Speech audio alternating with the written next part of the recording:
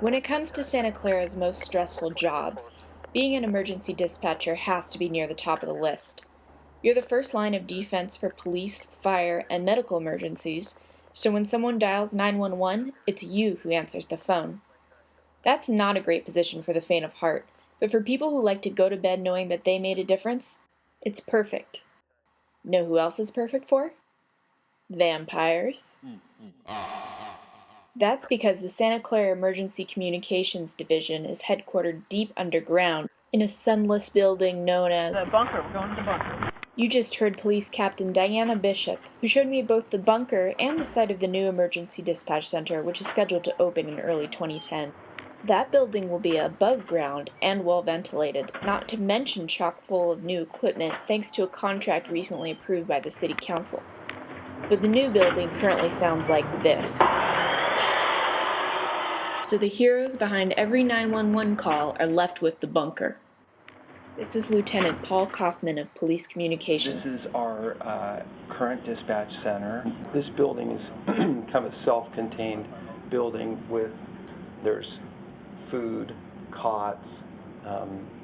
They would have the ability to sustain down here. You see, the bunker was built as a bunker, with the vision that it would be able to hold dozens of people in the case of an extreme emergency.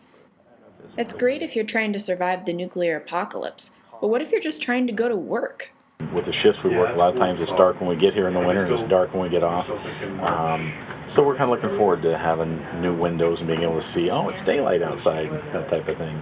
My name is Mike Clark, and I'm the senior dispatcher for day shift. Working in the dark day in and day out may not sound like a big deal, but shouldn't emergency dispatchers have the best conditions possible so that they can respond to things as quickly as possible? This department has been in the bunker since 1984. How has it taken so long for the city to realize that they actually need to bring people above ground?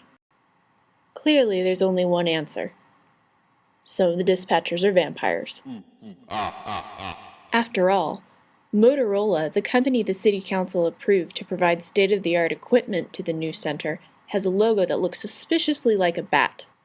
Principal City Engineer Tom Supan had this to say about Motorola. The company is mostly selected because they've done emergency dispatch centers before, and they have a technology consultant that this is all they do is emergency dispatch centers.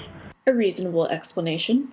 But then there was the dispatcher who said this. Stanford, huh? Yeah. I heard it's pretty easy to get into that. The dispatchers who aren't part of the evil and dead are something else entirely.